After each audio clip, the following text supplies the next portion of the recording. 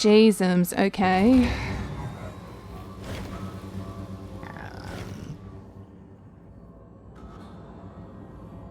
The ghostly woman appears next to you. She stares at the door you just emerged from, her eyes around as the moon. I remember now, all of it. I told you I was aware of everything while I was in the chamber. I remember my father abandoning me. I remember you abandoned me too. After the sorrow destroyed the stasis chamber, I woke up here in the labyrinth. I wasn't aware, though, not for a long time, not until you came and started changing things. What do you mean I started changing things? She looks at you, her eyes are brighter now, full of confidence. You are the last caster, the one my father created to witness this place, to command it. You have been changing the labyrinth since you were first born. You are the one who will decide our fate. So you're not just a memory? No, she says, firm and certain. I am not a memory, nor a reflection, nor a lacuna. I am Mika, the full consciousness of the changing god's daughter. Could I have saved you? Of course. You can change reality. It's what you've been doing all this time. She drops her chin to her chest. Then again, maybe not. My father's advisor was just as self-centered as he was. It was his self, after all. He might have teleported you to safety, even if you had told him not to. I don't know. Maybe there are some realities you can't change. I understand all that I need to do, so what do we do now? She points to the door on the opposite side of the fathom. And there's one more mirror. Enter it, open the resonance, and end this. For all of us. I mean, that's what I was planning to do. I didn't need someone to come and tell me to do that. And also, the only reason I didn't try to stop the sorrow is this whole time it's been drilled into me that I shouldn't change people's fates. Whatever. Fine.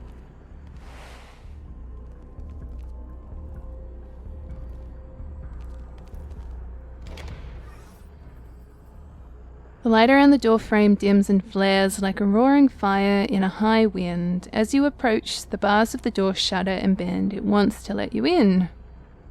Place my hand on the surface. The door doesn't open to your touch, instead you are drawn into the door itself.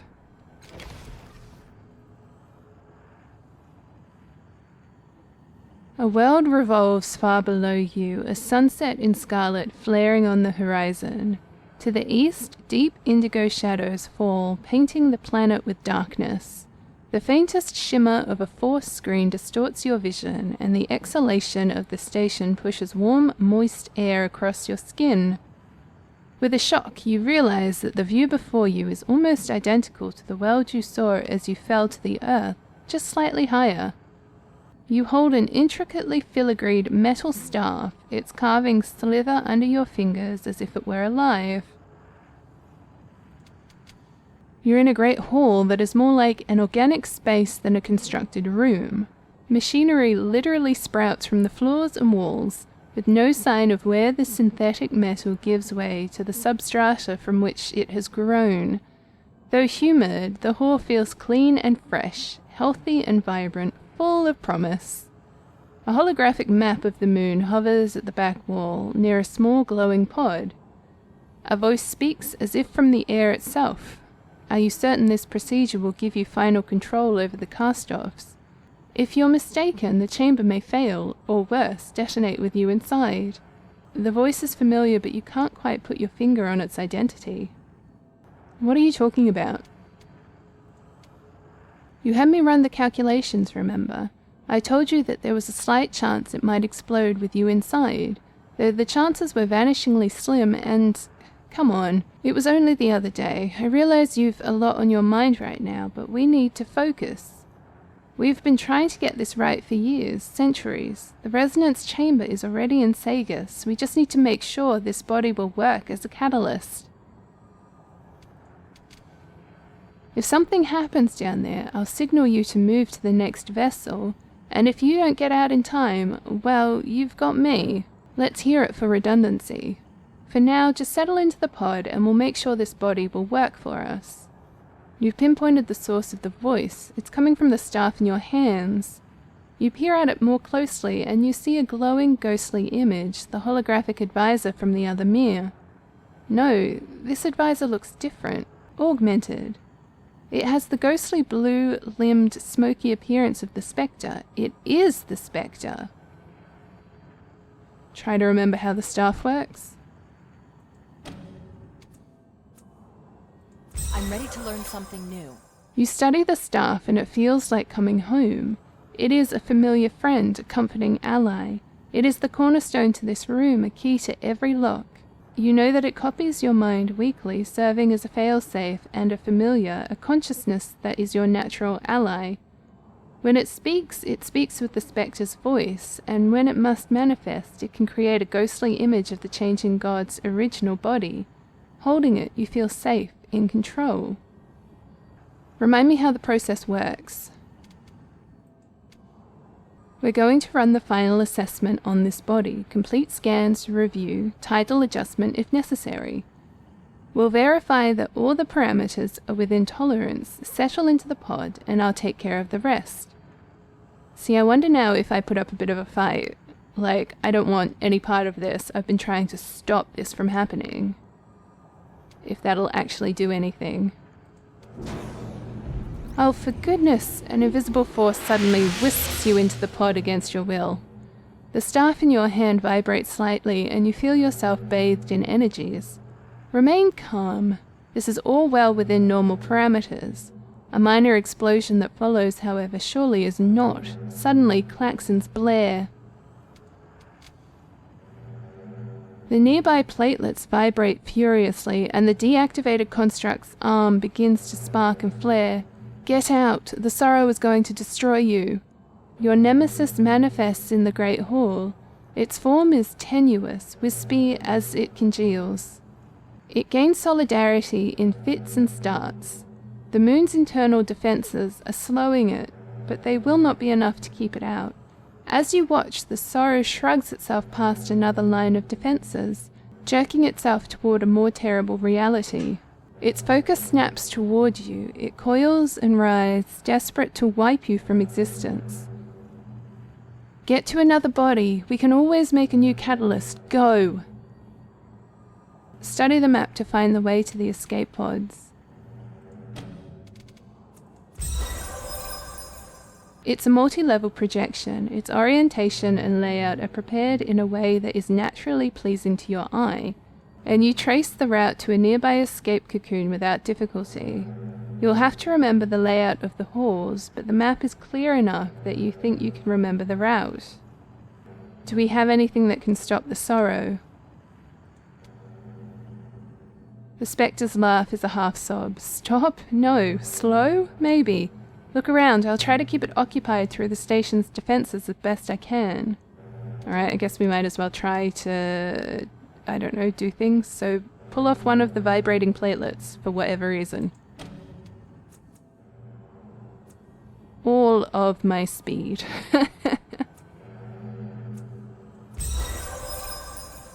You take hold of one of the discs, your fingers sink into its spongy material, and with a slight twist of your wrist you detach it from the column of energy that holds it. It hums and cycles in a pitch that makes your eyes shudder. With each cycle the disc shifts your vision, changing the colours you perceive. The tides churn within you as you hold it. It may have some effect on the sorrow. And what about the construct? Hehe, with all my might. Oh, nice. I actually, for some reason, I'm pretty good on the might side of life. The construct itself is beyond repair, but a quick study reveals that each of the construct's limbs were designed for independent power. So even though most of the construct is quiescent, its spiked, powered hand is not. Working quickly, you detach it from the construct's frame. It will be a suitable gauntlet. The powers that course through it might serve to delay the sorrow's advance.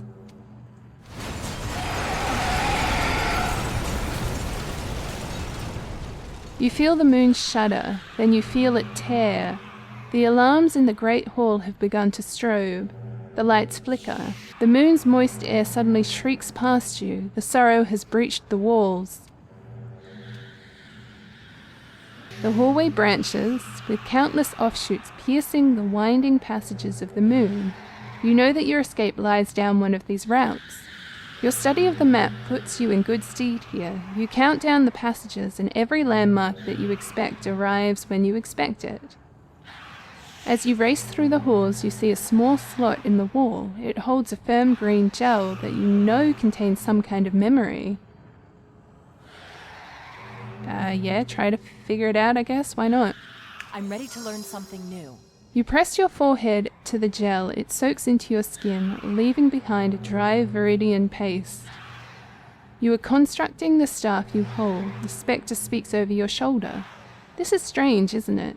Knowing that I'm watching you make my home, that I'm going to be updated in a week with your experiences, that my consciousness will fill this moon, and thus so will you, in an unbroken, indefinite chain. You say, I don't hold any illusions about the sanctity of consciousness, but then you know that already.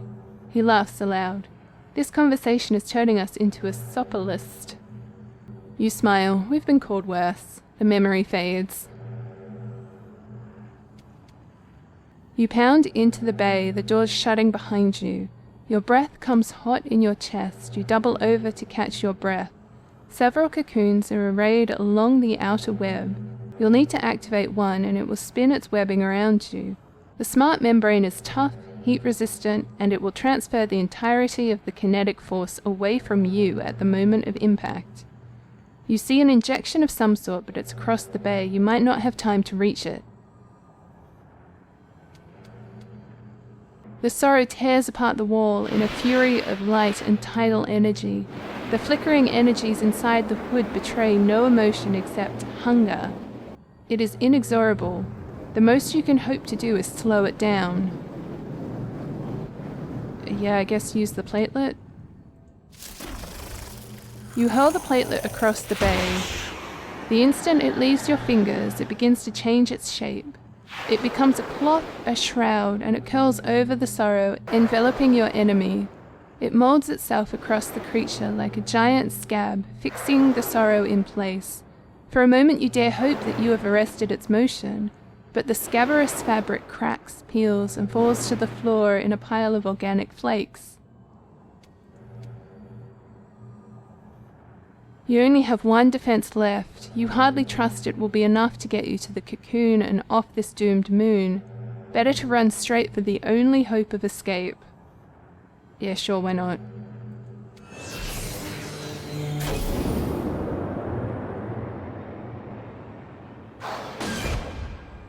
You slip into the cocoon, activate the ejection sequence, and trigger it. The membrane embraces you, forcing you to drop the staff, and begins to slide free of the killing ground of the moon. And then your tattoo blazes as if it's tearing open an onslaught of the tides. All in blue and silver, a stream of information too fast and too large to process. A mighty blast buffets the cocoon, and you feel one of the sorrow's inkly tendrils caress your cheek and burn into your mind, searing away knowledge and memory even as you tumble toward the earth. Amidst unspeakable pain, you feel something new forming within you, but you lose consciousness before you can identify what it is. I'm ready to learn something new. Oh, that had to be the quickest meal we've ever done.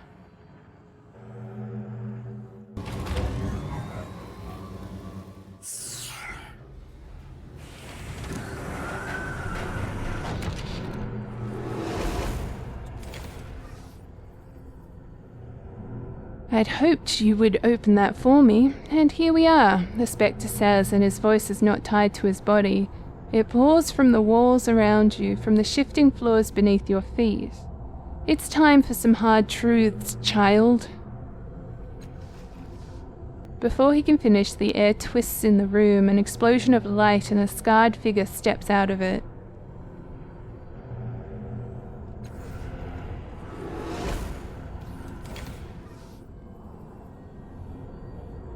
How's this for truth? Her voice is worn and hard behind her mask. The resonance is mine. It belongs to me and all cast-offs. I have worked too hard for it to be otherwise. Stand aside, old man, and let us determine our own destiny." His smile is disconcerting. "Your destiny? You're a part of me. Your destiny was never yours to determine, and the resonance chamber is not yours to claim." He gestures a hand in your direction. "Only the latest cast-off can open the door. That body and I are the only ones capable of using the power beyond. You are out of your depths, Marilel, and this no longer concerns you." He ignores her and turns to you. "I needed you to open the door, and you've done that. The cage I can handle on my own." His voice presses down on you like a hand, as if trying to drop you to your knees. "When I enter the resonance, it will be to return my errant children to my mind where they belong. Leave me to it, and we have no further quarrel. What say you?" You'd think someone who calls himself the Changing God would learn from his mistakes. Irritation flashes across his translucent face. "I'm not here to debate who I am or what I've done. I'm here to claim what's mine." The ground rumbles menacingly beneath your feet. "And what is that exactly?" He looks at the ghostly form of the Changing God's daughter as if noticing her for the first time. His surprise is brief, chill wind whipping across the darkness between you. "You," he mutters. "You're her ghost, the one that haunts me. My daughter is dead, do you hear me? I can't bring her back, no matter how hard I try." "Is that so?" She has nothing more to say, but her brow crinkles just slightly. She's confused, as though she doesn't recognize the spectre as her father. "Is that creature my father? He looks like what I remember, but he doesn't feel..." He shakes his head. "Enough! I don't wish to fight you, cast-off, but neither will you keep me from this. What will it be?" "She is your daughter. She told me so." The spectre hardly looks at her. "No," he says, "she's not real. I want her to be, but wanting doesn't change anything. My daughter is dead. Now will you let me enter the resonance peacefully, or must I force my way in?" "The resonance is not yours to claim. The real Changing God died when I was born. You're just a backup of his memories." "Ridiculous," the Chalcedone growls. "I've served our sire for centuries. This is him." "You speak in simple terms," the spectre says, arching an eyebrow. "But you're dense, even for one of my cast-offs. I am the Changing God. You are standing in my way."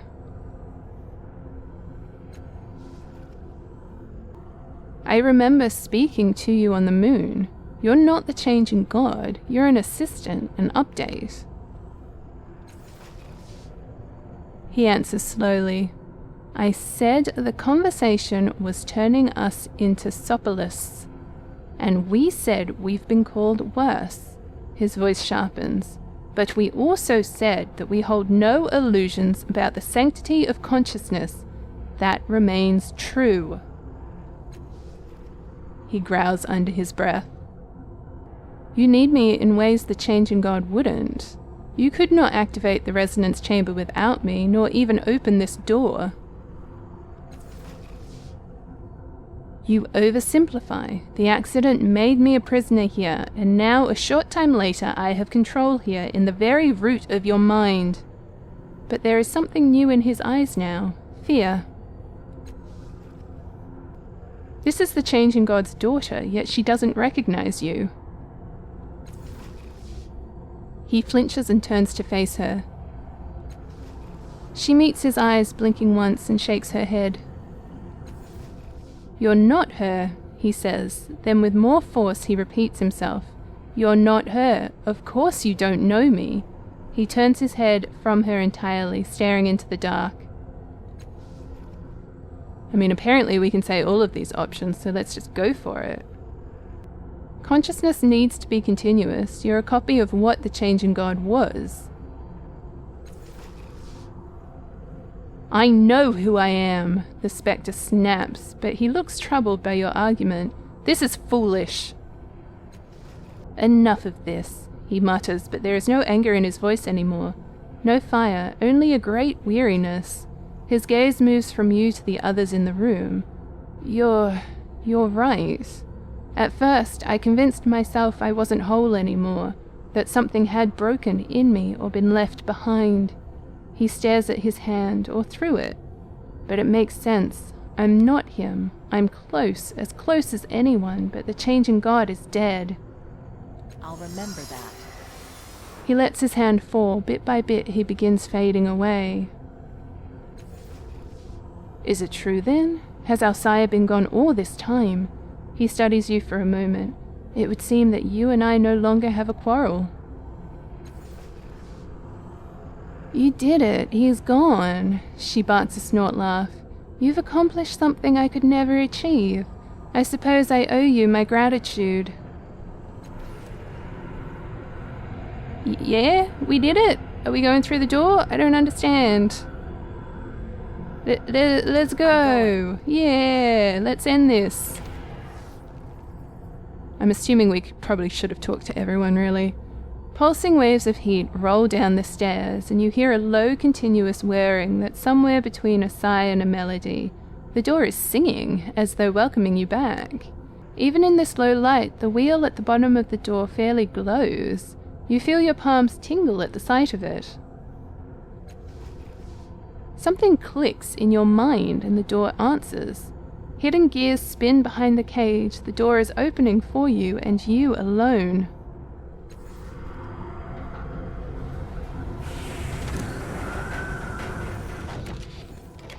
Is that really where we started? Oh gosh, hello death. The sorrow is here in its full power, wearing the unquiet psyches of its victims like a tattered cloak. Filaments of light and energy leak from it, strange colors that correspond to no tides you know. Its tendrils flutter and flap in an unseen breeze. You come before me last. Yet we have met so many times before. Its voice is a hissing multitude. One voice stands atop the rest, a woman's voice, soft and deep. It gives me no pleasure to meet you in this place, but you and your kind have left me no choice. Everybody your sire creates abuses those forces you call the tides. They draw energy from those around them. In so doing, you weaken the seals on energy you do not comprehend. You increase the amount of suffering in the world. Every attempt at mitigating that damage has failed. Every step results in misery. You are the first in millennia to hear me speak in an embodied language. You are persistent, tenacious, and durable. And so perhaps words will suffice where destruction has failed. It is time to bring this experiment in immortality to a close. While the creature speaks, its thoughts assault you, crushing your mind in an alien embrace. It takes an extreme effort of will to shut them out just so you can speak. The sorrow's gaze rests upon I remember you. The little toy cowering trapped in the ruins I made of our world so long ago. To show you mercy then, it was not a kindness, was it? Its tendrils unfurl towards with the gentle care of an outstretched hand. You have lived too long. Come, join the rest of your world. I promise it will not hurt. Hesitates at your side. You feel its wordless need warring with the thrumming bonds of its loyalty to you. You and are from the same world? The masters of our civilization treated the tides as their playthings. They polluted the tides and they suffered for it. Their suffering spilled out of the world and across the borders of reality. The sorrow's tendrils close around the folds of her moaning cloak. They created me to cauterize their self-inflicted wound. I did so. Its gaze rests on I understand your companion more than you can imagine. We are created beings, each with a purpose. We are servants of the tides. Pity tinges the sorrow's multitude of voices. I was created with agency. Your companion has none. It must teach the tides just as you breathe, even though it knows the ruinous cost. It is undeniably true. You feel mingled pride at your accomplishments, and the shame beneath that pride, poisonous and hot. Inches towards the sorrow, then pauses, glancing back at you. You feel a yearning from a desire for the sorrow's gift. Go, goodbye and thank you. Strokes your ankle gently one last time, then it turns towards the towering being opposite you. Dark tendrils close around your tiny companion and is gone. Nothing remains but dying motes of light and colour of eyes drifting into the air. The sorrow nods. Your companion has decided its fate. Let us return to our discussion of yours, and of the harm your kind has done to the tides. How have the tides increased suffering in the world? The tides themselves do not cause suffering, rather the abuse of them in your bodies. Your kind has wrought torment on the world in the name of endless life. You bring pain, large and small, deliberate and inadvertent. Without you, the endless battle would never have raged. Without you, the children of the endless gate would not have terrorized the world. Betrayals, slaughter, and bloodshed are the hallmarks of a cast-off's wake. The sorrow was silent for a moment, then Artaglio sacrificed his courage, his sanity, and his life for you. Your sister, Makina, took her adoptive father's eyes, and though she mourned, she did not change her ways. Even the saintly Adiris brought torment into this world. She thought she drew my attention when she lashed out at me and Mia Leveste. No, she was already marked. In her body, your sire brought the jagged dream to Saga's cliffs to foment strife. Adiris rejected them, but chaos and misery trailed even in her passage through the world. Cast-offs bring pain. Alright then, let's end this. Rest assured, we will. I know what they say of me, destroyer of civilizations, death's mistress, soul taker, ender of the circle, yet I take no pleasure in destruction. My pursuit of your kind has been solely a matter of expedience, but you have come this far despite my attempts to stop you. I will give you a last chance at an alternate solution. When Adiris asked you what one life matters, you replied that a life is truly defined by the continuity of knowledge it transmits. We shall see if you will stand by those words. I convinced the spectre that the true changing God is dead. Is that true? It is late to speak of truths and identities. The one you called the spectre was the embodiment of the changing God's life and memories. When you convinced him he was dead, that became true enough. All that remains of the changing God, all that he is and was, is here now in the labyrinth. What is this place? This place is the central chamber of your collective mind space. It is the resonance, the true expression of which your resonance chamber was but a shadow. In this place you touch the knowledge and strength of every cast-off ever created. Adiris said she never used a tidal surge in her life. how did she abuse the tides?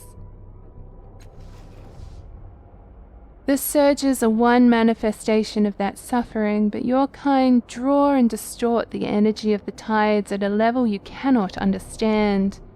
Her passage left lovers squabbling, children crying, and conflicts escalated that might have been avoided. Though she suspected this truth and sought the shelter of Mia Leveste, even she has been the author of invisible miseries.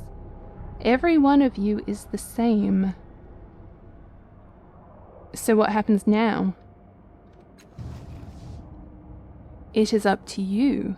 The question is, with what purpose have you come? I came here to keep the changing God from snuffing out our existence. It pauses for a moment. The fate of the cast-off hangs by a precarious thread. Tread carefully. My sire believed that subsuming all of the cast-offs into himself would stop you from hunting us. Is that true? It sounds almost thoughtful. Perhaps, for a time, if he could resist making no further cast-offs.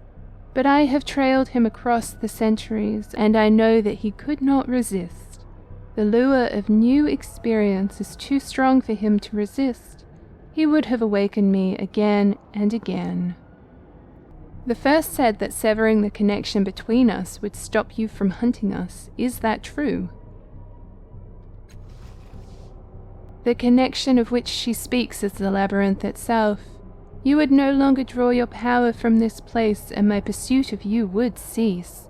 Your sister's solution would have shattered this place. It would have destroyed the tidal seals that protect the populace from madness. My charter is to guard those seals, to protect that energy. Had her plan actually worked, it would have destroyed the minds of thousands. I could not allow that to occur. Is there another way to sever the tidal connection? The resonance chamber was a blunt instrument. Alone it would have shattered and destroyed the labyrinth. The resonance, however, is a sharp edge. It can sever the connection cleanly and without harm, eliminating your kind and the threat you pose to the integrity of the tidal energies. It is the wise choice. What if I just want everything back the way it was? Is that possible? It considers your words, teasing out the ramifications. At once it speaks. Yes, you and your kind can continue to exist, and I will continue to hunt you down, the ever-present looming spectre of your mortality, erasing you from history one by one. I will allow this.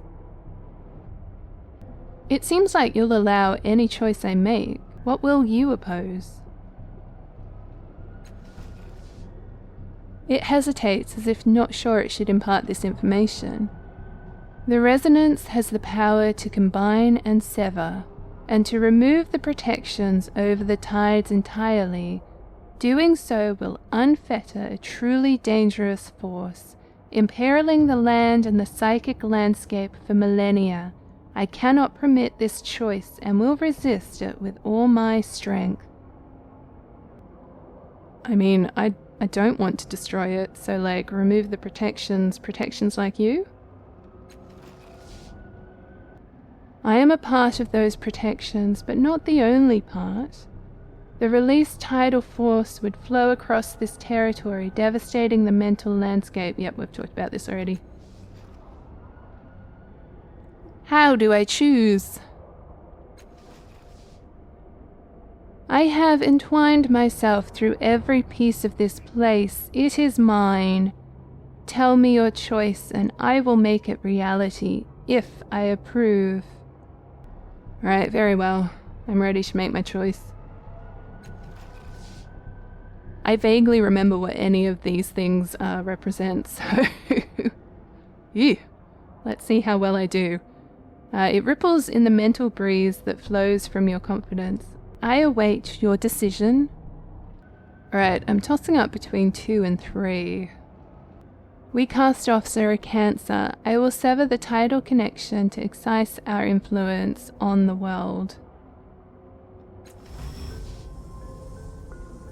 A Cancer, really? You don't know our kind like I do. You haven't served with them in the trenches of the endless battle, fought the secret wars of history, guided human civilization in the Saga's protectorate. If it weren't for the cast-off, so much of history here would be different that the place would be unrecognizable. You can feel the sneer behind the mask. The only Cancer is in your mind, infant. I didn't even know she was here. You would allow me to slaughter hundreds of individuals, your kind, for the sole purpose of your belief. This does not seem in keeping with your choices to this point, but I do not judge. It pauses, a swirl of energy and color.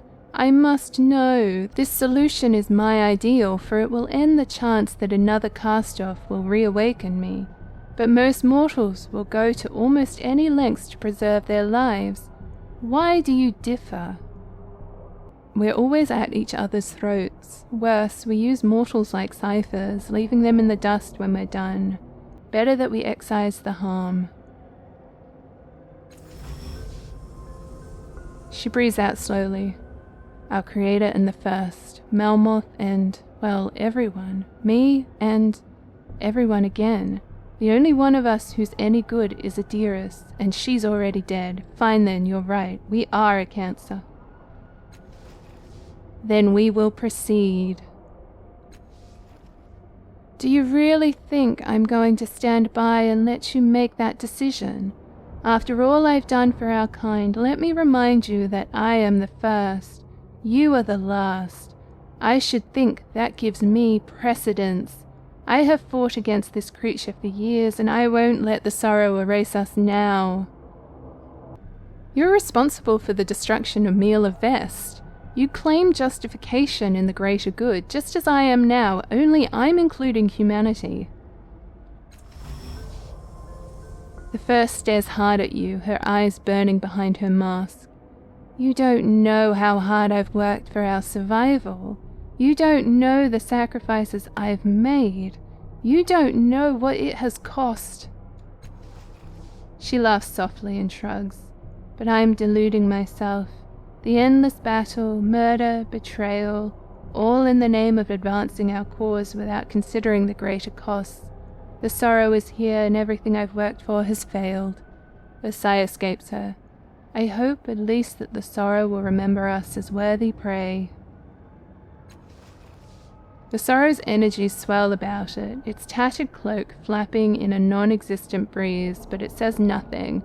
Then it addresses you. The sorrow stretches its arms. Prepare yourself.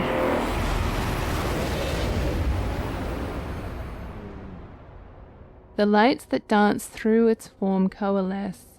The tormented minds that hang within it begin to stream away, drawn to some hidden singularity at the heart of the chamber. The sorrow dissolves thread by thread into that invisible whole, decohering into a lattice, a ring, a nearly comprehensible language of symbols and thoughts laying its purpose bare. A pure white light grows at the heart of the resonance, reaching toward you. The light envelops you in a soft embrace. The walls of the labyrinth collapse around you. You and the other cast-offs become the singularity, and the minds of the cast-offs trickle towards you, a stream, a torrent, a flood, a tsunami of experience and memories that stretch across centuries and worlds unimagined, and you remember it all. You remember it all, the pain and tragedy and suffering and triumph, all the motes and dreams of countless others trying to leave their mark on the world. I guess let them come. The torrent continues as you surrender control. The memories of the cast-offs you have met and the ones you will never meet fill your mind and overwhelm you. You taste their bitter notes and their sweet, the knowledge and solitude and the deaths of friends. Every life, every love, every enemy, The first kiss, the first broken heart, the triumph of justice served, the ashen thrill of revenge realized, sadness, joy, fear, anger, the secrets hidden and the truths revealed. All their memories and hopes congeal and compress, joining yours. They overwhelm you, a rising tide of demands and wills, honed by centuries of life, drowning you within them. You surrender your identity, sinking into the resonance, and then the memories are gone. You shut out sensation and thought, coiling in on yourself like a flower returning its seed. And then a great radiance surrounds your mind, an encompassing brilliance. You slip into oblivion. Not the end, but wait, there's more?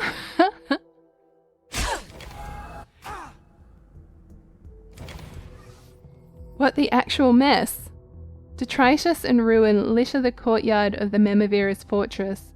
The first is gone, along with all her allies. So too is the last caster, vanquished utterly, erased from existence.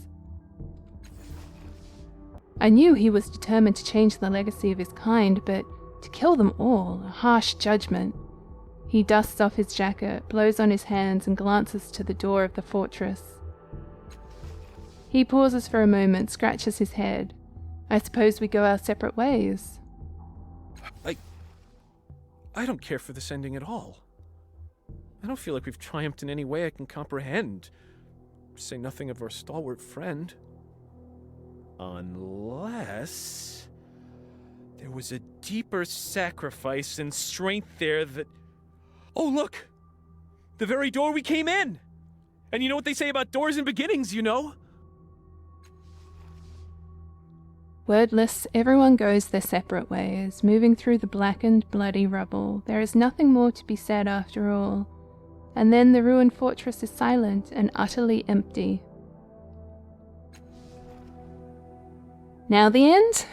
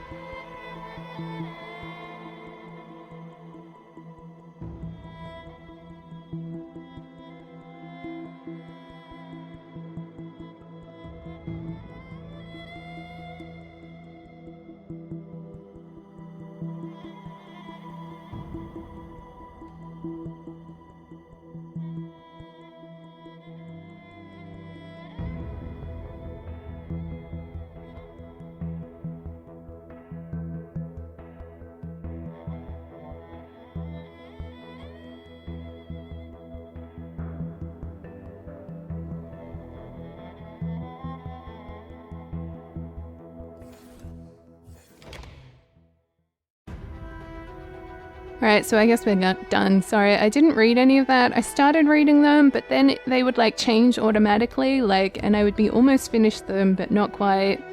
So I was like, you know what, let's just let them play in the credits and like whatever else, and I can just say my piece after the fact. This was a good game. Not quite sure if I picked the right ending, but I was sort of like, it sounds like we either merge everyone into one, or we break the connection, but then that's gonna like unleash tidal forces on everyone else and drive them mad, or whatever that situation was about. So it was like the only real thing that kind of makes sense is to kill the cast-offs, but apparently from reading all of that, that was not the right choice to make. So I guess driving everyone mad would have been the way to go. Or maybe resetting it to before my character was born. Maybe I should have done that one. I got a bit confused when I asked about that.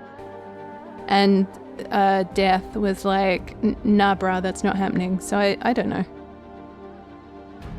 This was a fun game, I guess. I wouldn't necessarily say the most complicated from a story point of view or mechanics or anything along those lines. Combat I definitely struggled with, which is nothing new. But I think this game there were some elements that particularly irked me. Though I did kind of get the hang of it as the game progressed, but I wouldn't necessarily say that I was loving it. You know, the story was fine. I wouldn't necessarily add this game to like my yearly rotation of games that I play, but I could see myself maybe give it a year or something and I could give it another go and maybe play a different kind of character in a different kind of way or whatever. I don't know. At the very least, I could pick a different ending and see if there is a better one. I don't know. But look, I do just want to say thank you all for watching, whoever has been. I really, really, really appreciate your time. And on that note, I'll see you in the next game. Bye!